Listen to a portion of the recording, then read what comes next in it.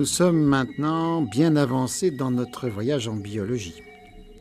Nous avons déjà 9 clés et nous allons aujourd'hui élaborer la 10e. Nous pouvons donc désormais nous appuyer sur ce que nous savons pour essayer d'aller plus loin. Nous pouvons effectivement faire appel à des points déjà exposés pour comprendre plus avant ou plus complexe.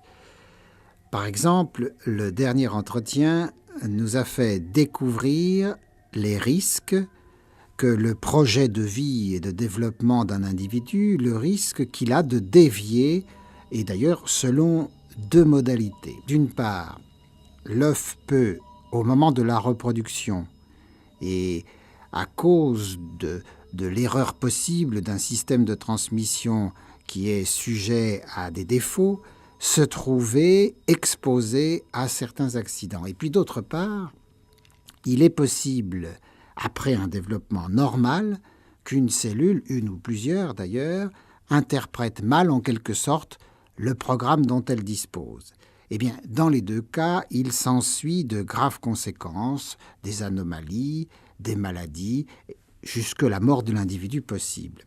Mais heureusement, dans un très grand nombre de cas, tout se passe normalement. Et jusqu'à présent, nous n'avons pas abordé ces processus normaux à l'œuvre dans tous leurs détails. Alors, si vous le voulez bien, Jean Tabliski, envisageons maintenant le processus de développement lorsque tout se déroule bien. Eh bien, on va essayer. Tout d'abord, le problème est le suivant. Dès qu'un œuf est formé, dès qu'une graine est formée, il va ou elle va entamer un processus de développement, c'est-à-dire qu'il va se passer une série d'événements programmés, coordonnés dans l'espace et dans le temps, qui vont aboutir à la formation d'un individu et qui, dans les conditions normales de développement, se déroulent d'une façon dont on pourrait dire qu'elle est irréversible. Alors nous savons que c'est le programme génétique qui est maître d'œuvre, et le problème c'est de savoir comment on peut passer d'une information linéaire inscrite dans la séquence des bases du DNA à un système qui se présente à 3 dimensions, le temps ajoutant une 4e dimension à ce système. Peut-être la question préalable serait de nous préciser comment est-ce qu'on est certain que c'est le programme génétique qui est maître d'œuvre en l'occurrence. Alors on dispose pour cela de plusieurs types d'arguments. Et tout d'abord, on a vu que les caractéristiques des différents types cellulaires leur sont imposées par les enzymes que ces cellules contiennent, par les protéines qui assurent leur structure. De ce point de vue, on peut d'ailleurs distinguer 2 types de protéines ou d'enzymes, ceux qui sont nécessaires au fonctionnement général de la cellule et qu'on va retrouver dans toutes les cellules, et puis ceux qui sont, comme on pourrait dire, des molécules de luxe et qui vont être spécifiques de certains types cellulaires. Par exemple, l'œuf ne forme ni insuline, qui est une hormone formée par des cellules spécialisées du pancréas, ni hémoglobine, qui est une molécule formée par les précurseurs des globules rouges. Au cours du développement, certaines cellules, celles qui sont précurseurs des cellules du pancréas, vont synthétiser de l'insuline, mais pas d'hémoglobine, alors que d'autres vont synthétiser de l'hémoglobine, mais pas d'insuline. Or, nous savons que la biosynthèse des protéines est sous la dépendance du programme génétique. Voilà donc là un premier argument. Un deuxième type d'argument vient de l'étude de ce qu'on appelle les mutants de développement. C'est-à-dire qu'on connaît un très grand nombre de mutations qui, affectant certains gènes, ont pour effet d'interrompre le développement embryonnaire à des stades précoces et spécifiques du gène en question. Alors, il y a un exemple, on a plusieurs exemples. Le premier exemple, c'est les souris sans queue. Pour chacun des gènes impliqués dans le système, il existe un couple d'allèles. Lorsqu'on a 2 allèles non mutés, le développement est normal et la queue de la souris est normale. Lorsqu'on a un allèle muté et un allèle normal, le développement est normal, mais on a des souris qui ont une queue rudimentaire. Ce caractère est un caractère récessif. Lorsqu'on croise des souris dont la queue est rudimentaire entre elles, on va constater que certains œufs de la descendance, qui vont être homozygotes pour l'allèle muté, qui vont donc contrer l'allèle muté en double dose, arrêtent leur développement. Dans la plupart des cas, on aboutit à la mort de l'embryon dans l'utérus. Et selon les couples d'allèles en cause, c'est-à-dire selon le gène impliqué, l'arrêt du développement se fait à des stades très précis et qui diffèrent selon le gène impliqué. Alors un troisième exemple est fourni par des mutations bien connues chez la drosophile, qui est la petite mouche du vinaigre. La drosophile, c'est un diptère. Elle a donc 2 ailes et 6 pattes. La mutation d'un gène peut donner des individus qui ont 4 ailes. On ne sait plus alors si ce sont des mouches. D'un autre gène donne des mouches qui n'ont pas d'ailes. La mutation d'un autre gène va avoir pour effet de vous donner des pattes à la place des antennes. C'est-à-dire que la drosophile aura 8 pattes. Alors ce sont des mutations qui intéressent des gènes, qui interviennent au cours des stades larvaires du développement et qui commandent l'orientation, la destinée de certains territoires embryonnaires. Lorsque ces gènes sont mutés, la destinée de ces territoires se trouve modifiée. Effectivement, les exemples que vous nous donnez sont des exemples de type pathologique pour mettre en évidence comment les choses fonctionnent quand elles fonctionnent bien, c'est-à-dire comment elles devraient fonctionner pour bien fonctionner. Quels sont alors, puisqu'on les connaît, les événements qui sont en jeu dans de tels processus, et notamment, on sent bien qu'il y a la nécessité pour un gène de s'exprimer, comme on dit, et puis aussi une autre nécessité, puisqu'il y a coordination nécessaire, la régulation des différents processus entre eux. Tout à fait. Je veux dire qu'on ne sait pas encore grand-chose des événements qui opèrent parce qu'il s'agit de systèmes extrêmement complexes et qu'ils ne fonctionnent pas toujours de la même façon chez les différents individus, dans toutes les espèces. On a un élément favorable. L'élément favorable qui oriente les recherches actuelles dans ce domaine qui est l'un des plus fascinants de la biologie, c'est que le problème est clairement posé. Il est posé en termes de régulation dans l'expression des gènes. Alors, est-ce que vous avez quelques précisions à ce sujet? Oui. Lorsqu'on remplace le noyau d'un œuf de crapaud par le noyau d'une cellule différenciée, comme on l'a vu, on aboutit à un crapaud qui se développe tout à fait normalement. Autrement dit, premier point, tous les gènes de l'œuf se trouvent dans la cellule différenciée. Et tout se passe comme si c'était des parties différentes du programme qui s'exprimaient dans les différents types cellulaires, et comme si le programme était en quelque sorte remis à zéro quand on le replace dans l'œuf. On a déjà vu d'ailleurs d'autres cas de ce genre, soit qu'il s'agisse de carottes, soit qu'il s'agisse du fait qu'on peut trouver tous les gènes d'un organisme dans toutes les cellules qu'ils contiennent en utilisant les techniques de la biologie moléculaire. D'où un certain nombre d'hypothèses vraisemblables. Première hypothèse, il doit y avoir dans l'œuf des substances où il y règne des conditions qui permettent cette remise à zéro et qui ont été mises en place par le programme génétique de la mère ou du père qui sont à l'origine de cet œuf. Deuxième point, il doit y avoir au cours du développement mise en jeu de substances ou de conditions qui jouent cette fois au niveau de la régulation de l'expression de certains gènes, et ceci à des stades précis du développement. Autrement dit, dans certaines cellules, ce seront certains gènes qui s'exprimeront, alors que d'autres seront mis au silence. Et ceci à long terme, puisque une fois qu'une cellule est orientée dans une direction, elle transmet cette propriété à sa descendance, ce qui implique une certaine forme de mémoire. Là, on est toujours au niveau de la description de ce qui se passe, de ce qu'on voit lorsque on observe le développement d'une chaîne de processus et des hypothèses qu'on peut émettre là-dessus. Mais est-ce qu'on est un tout petit peu renseigné quand même sur les mécanismes, d'une façon, je dirais, plus fine, sur les mécanismes qui peuvent opérer aussi bien dans l'expression que dans la régulation des gènes? Oui, on a quelques idées à ce sujet, mais je voudrais dire qu'il s'agit encore une fois de phénomènes très complexes parce que finalement, la destinée d'une cellule au cours de son développement dépend à la fois de son histoire antérieure, c'est-à-dire de ce qui lui est advenu depuis l'œuf, et aussi de sa position dans l'organisme, c'est-à-dire en quelque sorte de la géographie. Cependant, on commence à avoir quelques idées précises quant aux systèmes de régulation qui peuvent opérer et des différents niveaux auxquels ils peuvent intervenir.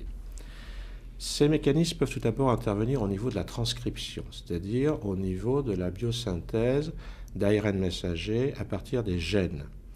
Là, on a pu montrer par exemple que des ARN messagers qui sont spécifiques des cellules du foie ne peuvent pas être décelés dans des cellules du cerveau. Autrement dit, il y a un processus de régulation qui intervient au niveau même de la transcription. De tels mécanismes de régulation peuvent aussi intervenir au niveau de la traduction. Et là, je vais faire une brève parenthèse concernant la structure des gènes des cellules eucaryotes.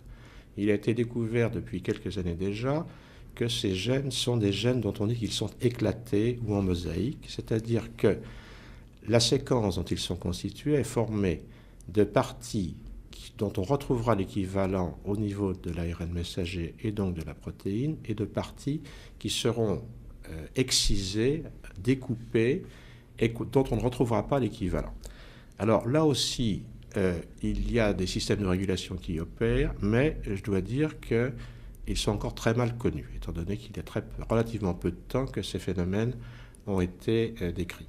Alors, est-ce qu'on peut trouver, par exemple, au niveau de la structure de l'ADN ou dans les interactions de cette molécule, de cette double hélice, avec d'autres constituants cellulaires, quels qu'ils soient, est-ce que soit dans la structure, soit dans les interactions, on peut avoir des éléments de réponse sur les questions que vous venez de soulever?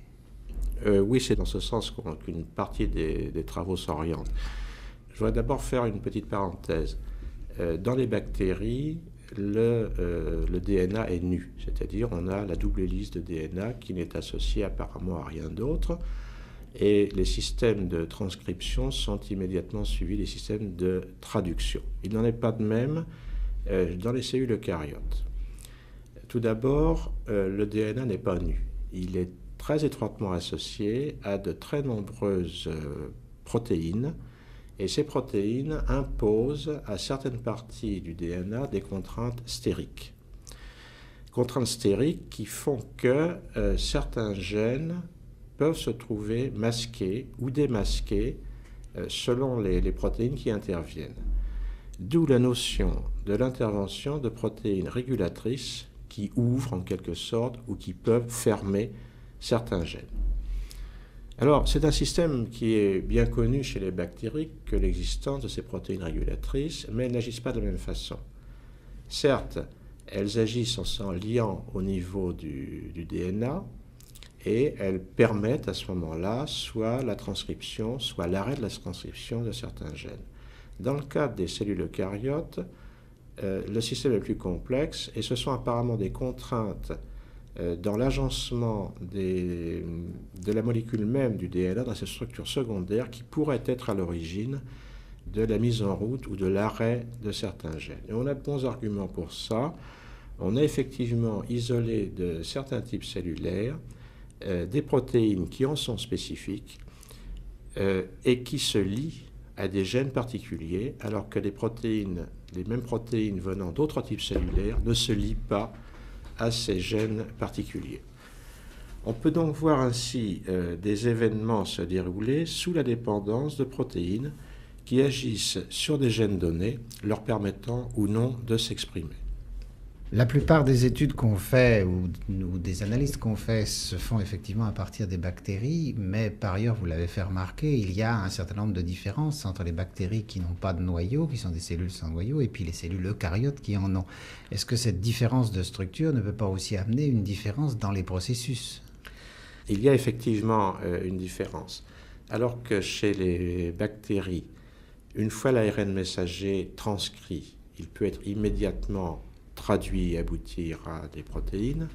Il n'en est pas de même dans les cellules eucaryotes où il peut s'écouler un certain temps entre le moment où un ARN messager est formé et celui où il va être repris en charge pour aboutir à la traduction et à la protéine dont il gouverne la synthèse. Alors là aussi, on peut voir intervenir des systèmes de régulation qui feront que tel ARN messager aura une durée de vie plus ou moins longue et où la traduction se fera plus ou moins tard ou plus ou moins précocement après la transcription qui aboutit à l'ARN messager. Au travers de tout ce que vous venez de nous dire, là, il y a un certain nombre de choses qui semblent être connues, mais pas vraiment à fond, ou en tout cas pas vraiment dans le détail. quelles sont les questions qui se posent actuellement tout autour de ces processus et de développement et de différenciation? Les questions qui se posent, c'est de savoir finalement quels sont les facteurs qui interviennent à des stades précis du développement. Il y a une coordination spatio-temporelle extrêmement précise et qui font que tel groupe de gènes va se trouver exprimé ou non. Et on est assez démunis pour l'instant dans ce domaine. On s'oriente vers l'isolement de protéines de régulation. Certaines d'entre elles ont déjà été, semble-t-il, isolées et caractérisées. Il ne reste pas moins qu'on est un peu dans un cercle qui n'en finit pas, un cercle vicieux. Parce qu'une protéine régulatrice, elle est sous le contrôle d'un gène. Si elle est formée à un certain stade du développement, il faut bien que le gène en question soit lui-même ouvert, soit lu à ce stade. Qu'est-ce qui va faire que c'est à ce stade qu'il va être ouvert, sinon par l'intervention d'une autre protéine régulatrice qui sera à son tour sous le contrôle d'un gène de régulation. Alors je crois que là, il y a un problème fondamental qui n'est pas bien, qu'on ne maîtrise pas encore. Et pour l'instant, je crois que ce que les chercheurs font de mieux, ils le font bien, c'est déjà de chercher à mettre en évidence des protéines de régulation qui interviennent à des stades précis du développement. Je crois qu'il faut bien avoir présent à l'esprit ce que recouvrent les deux mots développement et différenciation. Il s'agit bien de partir d'un œuf fécondé qui est une seule et unique cellule et qui va se diviser et qui, en se divisant, va produire des cellules spécifiques qui vont développer des tissus spécifiques qui vont eux-mêmes constituer des organes spécifiques aussi différents que le cerveau, le foie, les intestins, le muscle, les nerfs, etc. Et que, par conséquent, effectivement, tous les processus qui sont à l'œuvre sont destinés à faire en sorte que les cellules se divisent et se spécifient. Il en faut juste ce qu'il faut, pas plus, pas moins, etc. On comprend assez bien qu'il s'agit là d'un processus complexe. Oui, c'est forcément un processus complexe puisqu'il aboutit finalement à partir d'un œuf à avoir 10 puissance 14 cellules dans le cadre de l'espèce humaine, mais 10 puissance 14 cellules qui ne sont pas réparties au hasard, qui sont associées les unes aux autres, dont les fonctions sont coordonnées et qui font qu'un organisme est un organisme. C'est pour ça que le problème est important de savoir un peu comment ça peut fonctionner, un phénomène aussi extraordinaire qui se répète tous les jours, pas seulement chez l'homme, mais chez tous les êtres vivants qui sont pluricellulaires, qu'il s'agisse d'animaux, de plantes, d'insectes, etc. C'est un phénomène qui est parfaitement banal quand on y songe. Et c'est à la fois banal et extraordinaire quant aux résultats auxquels on aboutit. On aboutit donc à des systèmes coordonnés où chez l'individu adulte, certains types cellulaires vont continuer à se diviser, mais en remplaçant toujours une cellule par une cellule de la même espèce, si je puis dire, du même type. Une cellule de peau donne toujours une cellule de peau, ne donne pas une cellule de foie. Donc là, vous avez aussi des processus de régulation. Alors que d'autres auront cessé de se diviser chez l'individu adulte. Les cellules de foie ne se multiplient pratiquement pas. Et on peut voir apparaître des phénomènes de régulation lorsque, par exemple, on retire une partie de son foie à un rat adulte qui a fini son développement. On constate que le foie régénère, les cellules recommencent à se diviser. Le foie régénère et on aboutit à un foie qui n'est pas plus gros ni plus petit que celui qu'il était auparavant, qui est le même. Donc, intervention de phénomène de régulation. On peut les voir aussi opérer dans le cas des feuilles, par exemple, des feuilles d'arbres ou des feuilles de plantes. En principe, en général, une feuille de plante ne fait pas de racines ou ne fait pas de petits bourgeons floraux. C'est-à-dire qu'elle est dans un environnement qui maintient son type. Mais si on retire ces feuilles, ces cellules de cet environnement, alors on va pouvoir, selon les conditions, leur faire soit des tiges, soit des racines, soit des fleurs, soit des petits bourgeons. Il y a donc intervention au cours du développement et de la différenciation de phénomènes qui sont des phénomènes de régulation, encore une fois, et qui aboutissent à un organisme constitué et qui fonctionne. Et qui se maintient. Et alors, le plus évident, c'est que ce sont des processus ou des mécanismes microscopiques qui obtiennent des résultats aussi macroscopiques. Alors, est-ce que, en considérant ces mécanismes, on peut faire encore un saut quantitatif, si j'ose dire, et considérer l'évolution? Est-ce que ces mécanismes sont aussi à l'œuvre ou peuvent être explicatifs si on considère l'évolution? Ils peuvent être à l'œuvre, ils peuvent être explicatifs si on considère les mécanismes qui ont pu être à l'origine de l'évolution de certaines espèces par rapport à d'autres, et même de certains groupes par rapport à d'autres.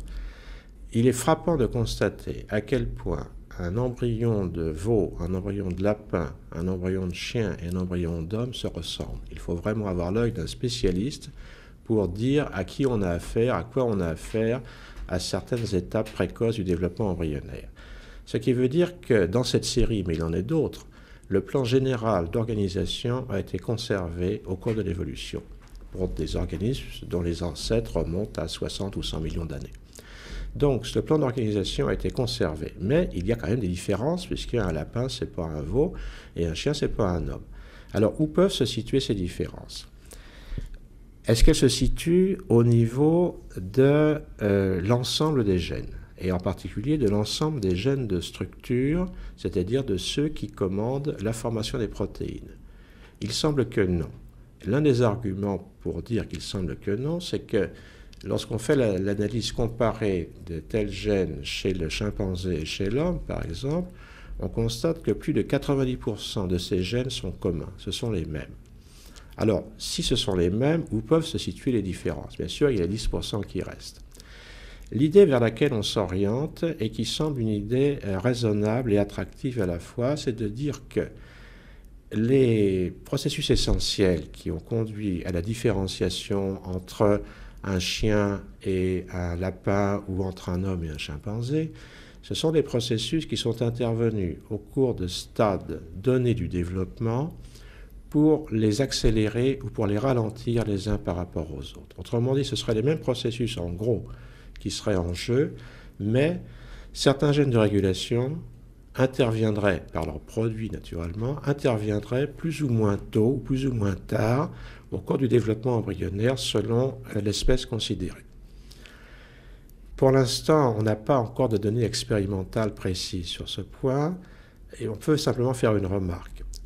Ce qui ressemble le plus à un homme adulte, ce n'est pas un chimpanzé adulte, c'est un bébé chimpanzé.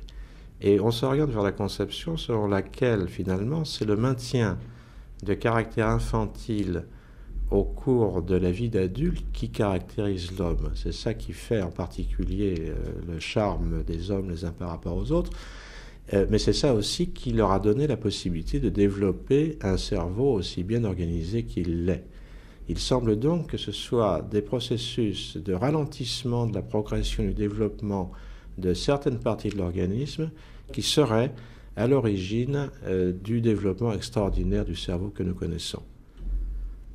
La conclusion à laquelle je voudrais aboutir, c'est que le DNA, le programme génétique, ce n'est pas quelque chose qui fonctionne dans le vide. C'est quelque chose qui fonctionne dans une cellule et que pour bien comprendre les modalités de la régulation de l'expression génétique dont on vient de parler, qui opère au cours du développement et de la différenciation, il faut bien comprendre ce qui se passe dans la cellule elle-même.